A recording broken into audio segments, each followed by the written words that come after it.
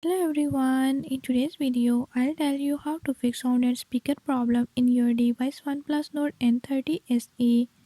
In this video I'm gonna share few tips that you can use to fix it. If you found these tips helpful, press the subscribe button and ring the notification bell.